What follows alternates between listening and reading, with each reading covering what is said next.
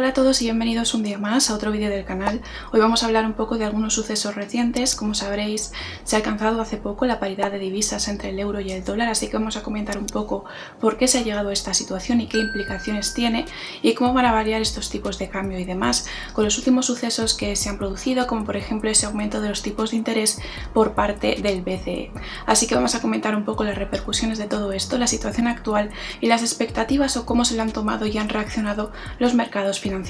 Bien, antes de nada quería comenzar un poco explicando algunos factores que han llegado a hacer que tengamos la inflación actual para entender un poco el contexto en el que nos encontramos, aunque sobre esto ya hablamos un poco más en detalle también en el vídeo anterior sobre el que determinamos un poco las posibilidades que había de una futura recesión. Os dejo el vídeo por aquí arriba si os interesa, ya que ahí comentábamos también la diferencia entre una inflación de oferta y una inflación de demanda para entender un poco más determinados términos. Pero uno de los aspectos fundamentales es que durante la crisis sanitaria se produjo una importante disminución de la actividad económica. Por lo tanto, había un estancamiento muy importante y una caída de esta actividad que debía ser impulsada. Para ello, la mayoría de los bancos centrales lo que hicieron fue disminuir los tipos de interés, ya que esto hace, digamos, que endeudarse o tomar prestado y demás sea más barato y por lo tanto pues incentiva a esto, incentiva a endeudarse y a pedir créditos, etcétera, lo cual impulsa la demanda. El objetivo, por tanto, si hay una crisis es incentivar de nuevo esa demanda para continuar esa reactivación económica, ¿no? El caso es que una vez que aumenta esta demanda, también va aumentando poco a poco el precio de los productos, porque si la oferta al final es menor que la demanda, evidentemente hace que estos productos acaben con unos precios mayores. Por lo tanto, como era más barato endeudarse, pues la gente pudo conseguir dinero para poder seguir comprando, consumiendo y demás. Se aumentó esta demanda y por lo tanto con ello también los precios, contribuyendo en un inicio a esta inflación que comenzaba a producirse. En realidad, algo que yo suelo decir, porque creo que es un ejemplo que se ve bastante bien, es una similitud que puede hacerte entender un poco las cosas, es que las políticas económicas son un poco como los medicamentos. Los medicamentos sirven para tratar una determinada enfermedad o lo que sea y actuarán bien para ese objetivo concreto, pero sin embargo suelen tener unos efectos secundarios que a veces pues se ven desde fuera, otras veces son internos, a veces son mayores y a veces son menores. Entonces, en el caso de las políticas económicas ocurre exactamente lo mismo, no suelen ser perfectas, sino que son soluciones generalmente un poco imperfectas que sirven para tratar un determinado inconveniente que hay en la economía, pero que suelen dejar también después un segundo efecto, ¿no? Un efecto secundario que a veces se ve en el corto plazo, otras veces en el largo plazo, a veces es más suave y otras veces más intenso. El caso es que se hace lo que se puede con lo que se tiene, no hay ninguna política económica que sea perfecta y sirva para todo, al igual que tampoco existe un medicamento que sea 100% perfecto y que solucione todas las enfermedades que existen. Por lo tanto, pues bueno, para actuar en contra de esta caída de la actividad económica que hubo en la crisis sanitaria, se actuó mediante esas bajadas de los tipos de interés que efectivamente incentivaron otra vez el crecimiento a través de ese impulso en la demanda, pero que tuvieron como otra consecuencia posteriormente, ¿no?, esa inflación que se empezaba a producir. Por lo tanto, en la actualidad tenemos a unos estados que están bastante endeudados por las medidas que tomaron y que llevaron a cabo para contrarrestar esa situación de crisis, pero no solo eso, sino que además también hay otros factores que han contribuido a la inflación actual. En concreto, todavía estamos haciendo frente a problemas en la cadena de suministro y por lo tanto problemas para adquirir determinados bienes o productos que sirven para realizar producciones estratégicas que son importantes para diversos países. Todo esto además evidentemente se ha visto incrementado o dificultado en mayor medida tras la invasión de Rusia en Ucrania. El caso es que estamos hablando de dos países, tanto Ucrania como Rusia, que tienen una importancia tremenda en el mercado de commodities a nivel global. En este caso, ambos países suponen un tercio de las exportaciones mundiales de trigo y en torno al 20% de las mundiales que hay para el maíz. Evidentemente, Rusia también tiene un papel estratégico fundamental en el sector energético, ya que es uno de los principales proveedores de petróleo a nivel mundial, en concreto creo que está en el segundo puesto, y después también tiene un papel fundamental en cuanto al gas, que tiene como destino principal Europa, es uno de sus principales clientes, por lo tanto Europa tiene una tremenda dependencia del gas ruso. Por lo tanto, como es lógico, esta guerra entre ambos países pues ha agravado el problema que había de por sí con las materias primas, los suministros y la energía. Pero también tiene bastante importancia la situación situación actual de China, que quizá no se está comentando tanto, pero el caso es que con la globalización actual y con la deslocalización que se iba incrementando en los años previos a la crisis sanitaria, pues básicamente la situación actual de la economía china un poco estancada, o que no se está recuperando al ritmo que se esperaba que se iba a recuperar, que está yendo un poco de forma lenta, eso está impactando también notablemente a grandes empresas y a empresas situadas por todo el mundo. Por lo tanto, este estancamiento o esta ralentización que ha habido en China está impactando y está agravando también sus problemas de la cadena de suministro, que está haciendo que sea más complicado desarrollar determinados productos o que las empresas lleguen a tener un nivel de oferta suficiente como para abastecer la demanda. Por lo tanto, hay complicaciones en cuanto a esta oferta, a este stock, y por lo tanto esto también incentiva e incrementa el precio de los productos. Por tanto, como veis, tenemos de nuevo lo que comentábamos en el vídeo anterior sobre una posible recesión, donde hablábamos de inflación por el lado de la demanda y por el lado de la oferta, que como veis todos estos factores son los que contribuyen a la inflación actual que tenemos, que efectivamente es de los dos tipos, es una inflación tanto de demanda como de oferta. Como vemos que hay más frentes abiertos en términos de estos problemas que incentivan la inflación en comparación a otras crisis anteriores o situaciones inflacionarias anteriores, pues es más complicado establecer un sistema, una política económica o un método para poder atajar esta situación. El caso es que todos estos factores que contribuyen a que la inflación se establezca ahora, ¿no?, o se considere que esta inflación va a ser de un mayor largo plazo, que va a tener una mayor duración en el tiempo, ha incentivado a que las autoridades monetarias, es decir, los bancos centrales, actúen vía aumentos de los tipos de interés. Esto ya lo comentamos en el vídeo anterior, donde decíamos cómo las inflaciones que sobre todo tienen un carácter por el lado de la demanda, que suelen ser por tanto inflaciones de un mayor largo plazo, es decir, inflaciones más duraderas, se atajan generalmente por diversos mecanismos, y el más usado, el más habitual, el tradicionalmente generalmente utilizado por estas autoridades monetarias, es el canal de los tipos de interés. Por tanto, como la situación actual de inflación es más compleja y hay que atacar a todos estos cabos sueltos que tenemos, pues se considera que la inflación actual tiene un mayor largo plazo y por lo tanto se ha decidido actuar vía tipos de interés, y eso es lo que está haciendo el BCE actualmente, subir estos tipos. Al igual que comentábamos previamente, como una bajada de los tipos de interés incentiva que la gente se endeude porque es más barato pedir prestado, pedir créditos, etc. En este caso, si aumentamos los tipos de interés, va a ser más complicado endeudarse, va a haber restricciones de liquidez. Si esto ocurre, pues evidentemente entenderemos que se producirá el efecto contrario, es decir, que va a caer la demanda o esta se va a estancar, y por lo tanto eso es lo que hace que haya indicios de una futura recesión. Por lo tanto, aquí tenemos precisamente este efecto secundario que os decía antes que tienen las políticas económicas. Si aplicamos una política económica restrictiva con este aumento de los tipos de interés, que disminuirá la demanda y no permitirá endeudarse tanto, porque digamos que endeudarse va a ser más caro,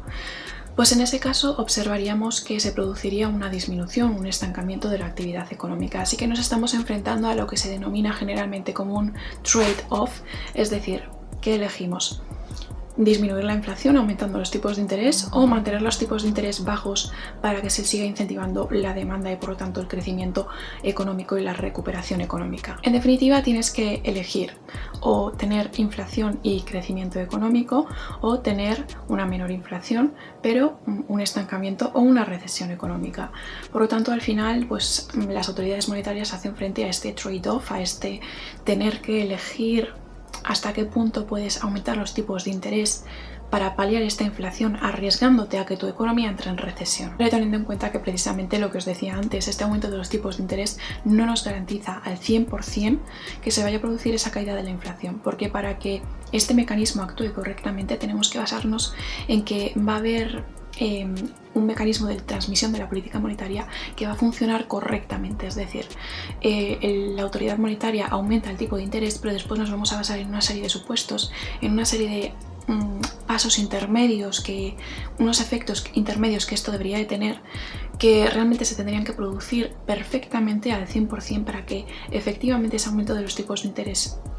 al final se desplace en esa disminución de la inflación. Y este mecanismo, este proceso intermedio, ¿no?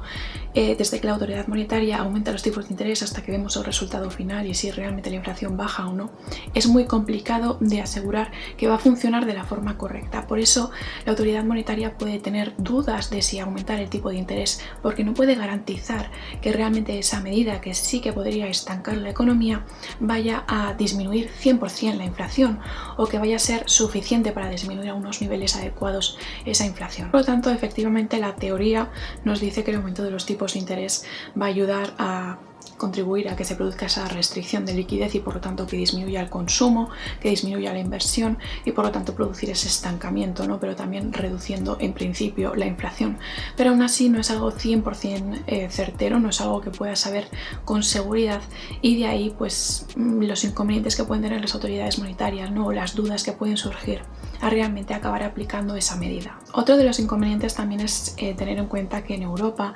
realmente la recuperación todavía no era suficiente, es decir, el crecimiento que estaba teniendo en general la Unión Europea no era tan alto, no era tan fuerte, por lo tanto estamos en una situación donde el crecimiento económico todavía era un poco escaso y donde además vamos a aumentar los tipos de interés para probablemente estancar más ese crecimiento, entonces es una situación aún más complicada. Junto a todo esto también cabe destacar la incertidumbre, ¿no? La preocupación creciente que hay en relación al coste de financiación de la deuda, especialmente de los países del sur, que cada vez está aumentando y por lo tanto se teme que las primas de riesgo continúen aumentando y se acabe produciendo pues un problema similar a lo que hubo en la crisis pasada. El caso es que teniendo en cuenta todo este contexto que os acabo de comentar, vimos cómo en julio de 2022 finalmente se alcanzó la paridad de divisas entre el euro y el dólar, algo que no ocurría desde el 2002, es decir, desde hace unos 20 años. Hay que tener en cuenta que en lo que llevamos de año el euro se ha depreciado en torno al 13% y además también ha perdido como una quinta parte de su valor frente al dólar. ¿Y qué significa exactamente una paridad de divisas? Pues básicamente estamos diciendo que hay dos divisas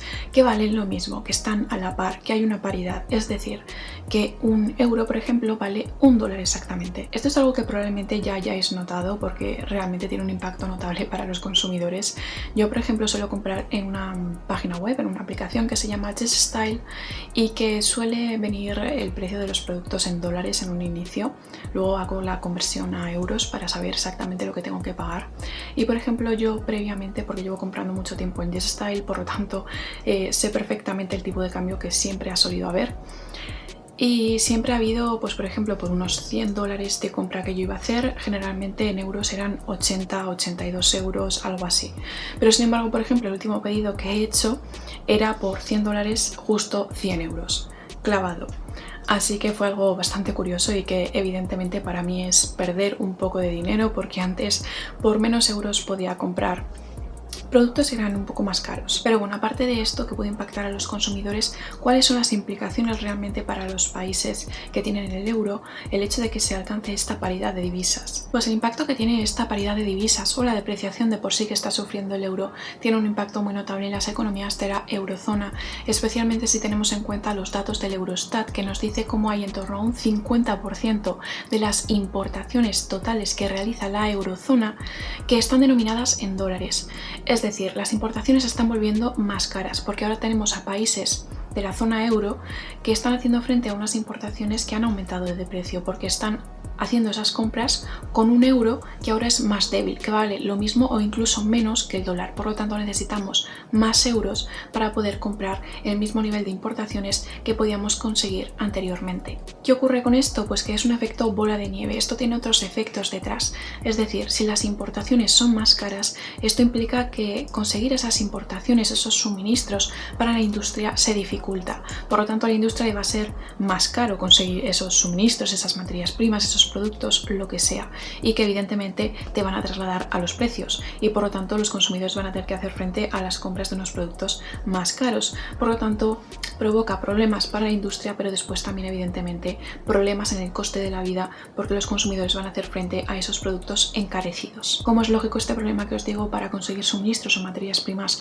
también impacta en el sector energético porque ahora mismo haciendo frente a un dólar más fortalecido, pues cada vez está haciendo que los países de la eurozona hagan frente a unas compras de petróleo más caras, es decir, cada vez cuesta más euros conseguir un barril de petróleo. Hay que tener en cuenta que la Unión Europea tiene una gran dependencia en materia energética de fuentes externas, es decir, tiene una gran dependencia del petróleo de otros países y del gas de otros países. Por lo tanto, ahora teniendo en cuenta la situación con Rusia, con las sanciones, las restricciones, etcétera, pues la Unión Europea ha tenido que gestionar esta situación con proveedores alternativos, ya que gran parte del gas, especialmente sobre todo, venía de parte de Rusia, pero también del petróleo. Por lo tanto, en este caso, por ejemplo, la Unión Europea ha sustituido un poco el gas que recibía de Rusia por gas natural licuado que proviene ahora de Estados Unidos, y casi el 50% proviene ahora mismo en forma de gas natural licuado de Estados Unidos, y por lo tanto hay que pagarlo en dólares, una moneda que ahora está más fortalecida y que por lo tanto resulta más caro. Y en relación al petróleo, como también la mayor parte se paga en dólares, pues también estamos haciendo frente a esos precios cada vez más altos, y por lo tanto pues se ha encarecido todo este tema también en términos de materia energética. Como veis, al final todos estos aspectos contribuyen a la inflación actual que tenemos y son como un poco un bucle, ¿no? Y digamos que esta depreciación del euro contribuye un poco también a ese encarecimiento en diversos aspectos, impulsando la inflación actual. Aún así, es importante tener en cuenta que las depreciaciones no siempre son un problema, ya que en realidad en términos de exportaciones suele ser algo bastante atractivo, y que incluso algunos países han usado esto un poco a su favor en determinados momentos de la historia para intentar beneficiarse un poco, ya que evidentemente ahora, por ejemplo, que el euro digamos que es más barato, pues puede incentivar las exportaciones, porque otros países pueden estar interesados en comprar productos en euros, porque pues como digo, son más baratos. Por lo tanto, para terceros países es un incentivo a comenzar a comprar más productos, más suministros, más materias primas, etcétera, de la eurozona. ¿Cuál es el problema en este caso? Que digamos que esta ventaja competitiva que obtendríamos de un incremento en las exportaciones, porque el euro ahora está más barato, no es una situación tan ventajosa, digamos. Es decir, el aumento que se ha producido en la competitividad debido a este incremento de exportaciones sigue siendo inferior a la depreciación que realmente ha tenido el euro en comparación al dólar. Por lo tanto, actualmente no se considera que esta mejora de la competitividad sea suficiente o sea una justificación para aprovecharnos de esta depreciación del euro, ya que en realidad no está siendo tan ventajosa como podría ser realmente. Así que en general se considera que esta depreciación del euro está trayendo más problemas que ventajas, cuando ya os digo que en otras situaciones ha habido países que realmente han recurrido a depreciaciones de sus monedas a aposta para beneficiarse de estas ventajas competitivas. Por lo tanto, hay momentos en los que una depreciación de la moneda puede incluso ser beneficioso en cierto modo. Así que, como digo, las depreciaciones no siempre son malas, pueden tener ese lado positivo, pero sí que es cierto que en la situación actual para el euro se nota más el lado negativo que el lado positivo. Una vez que hemos visto lo que significa esta paridad de divisas y también las implicaciones, ¿no?, que tiene un poco esta depreciación que sufre el euro, cabría preguntarse por qué se llegó a esta paridad de divisas. ¿Cuáles son los factores que han afectado y que han impulsado que se haya producido ese fenómeno que hacía 20 años que no sucedía? Pues uno de los aspectos que más ha influenciado para que se llegue a esa paridad de divisas es precisamente la distinta velocidad de la política monetaria que ha llevado a cabo la Fed y el BCE. Hay que tener en cuenta que la economía estadounidense partía de una situación un poco distinta a la de la Unión Europea, ya que la economía estadounidense estaba mucho más sobrecalentada que la de la Unión. Esto se debe a que las políticas monetarias y fiscales expansivas que se llevaron a cabo y se aplicaron para luchar contra la crisis sanitaria fueron más intensas en Estados Unidos que en la Unión Europea. Esto lo que implica es básicamente que Estados Unidos estaba haciendo frente a una economía con unos problemas de inflación quizá un poco más importantes que los problemas que también tenía de suministros, materias primas, energía, etc. Sin embargo, la Unión Europea ha primado un poco más los problemas en términos de energía, materias primas, cadena de suministro, etc., en lugar de la inflación. Esto no quiere decir que en un sitio solo haya un problema u otro, es decir, en ambas partes hay problemas tanto de inflación como de todo lo demás, como de estos otros factores de oferta, es decir, energía, materias primas, suministros y todo eso. En ambas partes los dos problemas son bastante importantes, pero sí que es cierto que a nivel de inflación era más preocupante en Estados Unidos y a nivel de problemas de suministro, energía y demás era más preocupante en la Unión Europea. Estas pequeñas diferencias entre ambos son precisamente aquellas que nos explican el por qué la Fed aumentó los tipos de interés antes que el BCE. En concreto, la Fed consideraba que tenía una economía con una mayor preocupación en esa inflación porque tenía un mayor sobrecalentamiento por aquellos efectos secundarios que os digo de las políticas monetarias y fiscales expansivas que se aplicaron contra la crisis. Por tanto, había como quizá una situación en la que la Fed estaba dando más importancia a la inflación por el lado de la demanda, por lo tanto una inflación quizá con un carácter más permanente y de más largo plazo, y como dije anteriormente, ese tipo de inflación se suele combatir más de forma tradicional con esos aumentos de los tipos de interés. Sin embargo, el BCE actuó más tarde con esas subidas de los tipos de interés precisamente porque veía la inflación más por el lado de la oferta, con mayores problemas a nivel de suministros, materias primas, energía y demás, que por el hecho de las políticas monetarias y fiscales expansivas tipos que habían aplicado durante la crisis. Cuando una autoridad monetaria considera que la inflación viene dada sobre todo por factores de oferta, que era lo que en un principio consideraba el BCE, pues entonces generalmente las autoridades monetarias controlan y hacen un seguimiento de la evolución de la inflación, pero no se suele actuar, ya que una inflación por el lado de la oferta suele ser transitoria. Se considera que va a ser pasajera, por lo tanto la autoridad monetaria lo que hace es supervisar esa evolución de la inflación para que no se descontrole, entonces lleva el seguimiento y el control, pero en principio no actúa, sino que deja que con el tiempo esto se estabilice, porque se supone que va a durar en un periodo corto de tiempo. Sin embargo, como hemos visto, todos estos factores que al final han hecho que haya muchos más frentes abiertos y que la situación se haya vuelto mucho más complicada, además también con esta depreciación del euro, las implicaciones que tiene, etcétera, pues al final se considera que esta inflación va a tener un carácter más duradero, y es por eso que el BCE ha empezado a actuar. A lo que me refería con esa distinta velocidad de la política monetaria de la Fed y del BCE es precisamente a eso, a que la Fed aumentó los tipos de interés antes y el BCE después. Y esto tiene unos efectos muy importantes que son precisamente aquellos que nos pueden explicar un poco esa paridad de divisas, esa apreciación del dólar y la depreciación del euro. El hecho es que cuando la Fed aumentó los tipos de interés, eso hizo que aumentase el precio del dinero a mayor velocidad, lo que implica que aumentaban las remuneraciones que se podían obtener en ese país. Es decir, por ejemplo, los rendimientos de los bonos en Estados Unidos aumentaron, eran mayores que los que se podrían obtener en Europa. Por lo tanto, salieron capitales de la Unión Europea dirigidos hacia Estados Unidos para aprovecharse de esos mayores rendimientos. En definitiva, el hecho de que Estados Unidos aumentase los tipos de interés antes hizo que se atrajesen capitales del exterior para aprovecharse de esos mayores rendimientos de los títulos de deuda que había en el país. Esto dificulta aún más la situación del euro, ya que en concreto, por ejemplo, para comprar bonos estadounidenses, primero tienes que ir al mercado de divisas porque necesitas cambiar euros por dólares, lo cual incrementa esa depreciación del euro. Así que esta diferencia en la velocidad de la política monetaria que os digo, el hecho de que Estados Unidos aumentase antes estos tipos de interés, atrajo gran cantidad de capitales, y también pues el interés por los bonos estadounidenses, y como os digo, pues hay que hacerlo en dólares, por lo tanto, pues bueno, al final si cambias euros por dólares lo que haces es incrementar ese poder que tiene el dólar, ¿no? Fortalecer esa moneda.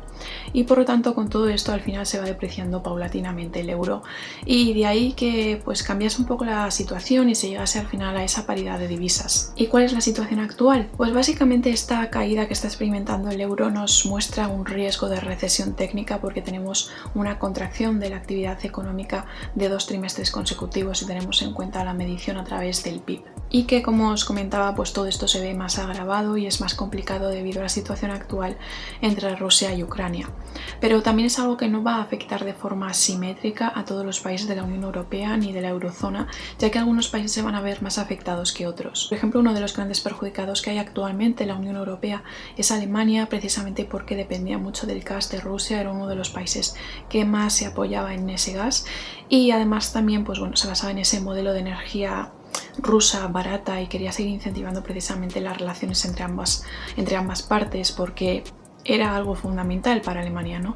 En este caso, pues está viendo en mayor medida el impacto por las sanciones con Rusia, las restricciones y todo lo demás, y tiene mayor incertidumbre en comparación quizá a otros países de la Unión Europea. Y además, por ejemplo, Alemania hace poco también ha entrado en un déficit comercial, algo que no se veía desde 1991. Por lo tanto, estamos diciendo que actualmente Alemania está importando más de lo que exporta. Aún así, también es cierto que de nuevo la entrada en funcionamiento del oleoducto Nord Stream, que era algo que provocaba bastante incertidumbre y preocupación, especialmente por ejemplo Alemania, pues bueno, esta recuperación de la actividad ha tranquilizado al menos temporalmente, y por otro lado también este aumento de los tipos de interés que ha establecido el BCE pues ha incrementado un poco la confianza en la zona euro y demás, y ha fortalecido paulatinamente al euro. El BCE precisamente anunció cómo se estaba notando un poco ese fortalecimiento ya del euro, que no se sabe si durará, si seguirá hacia adelante o no, pero bueno, de momento pues hay como un paso hacia adelante en ese sentido, pero que aún así, por ejemplo, las acciones europeas seguían un poco estancadas, aunque sí que se apreciaban, por ejemplo, notables mejorías en el IBEX 35 de España precisamente. Sin embargo, con la situación actual, con los problemas que hay, la incertidumbre, la inflación, etcétera, todavía sigue habiendo gran desconfianza por parte de muchas personas, y sigue habiendo gente que todavía está como esperando, ¿no?, un futuro Lehman Brothers en Estados Unidos, en Europa o donde sea, pero pues bueno, un poco quizá una circunstancia similar a la que ocurrió en el 2008, así que la gente todavía está bastante alerta. Y eso es todo por el vídeo de hoy, espero que os haya sido útil, que os haya servido para aclarar algunas ideas y también dejadme en los comentarios cuál es vuestra expectativa, ¿no? ¿Cómo creéis que se desarrollará el futuro de la economía global, ¿no? ¿Cómo afectará a nivel mundial estos nuevos aumentos de los tipos de interés por parte de la FED o del BCE? Dejadme en los comentarios vuestra opinión personal o cómo creéis que afectará a vuestro país en concreto. Y si os ha gustado el vídeo, por favor no os olvidéis de darle like y de suscribiros al canal para tener más vídeos como este y nos vemos en el siguiente vídeo.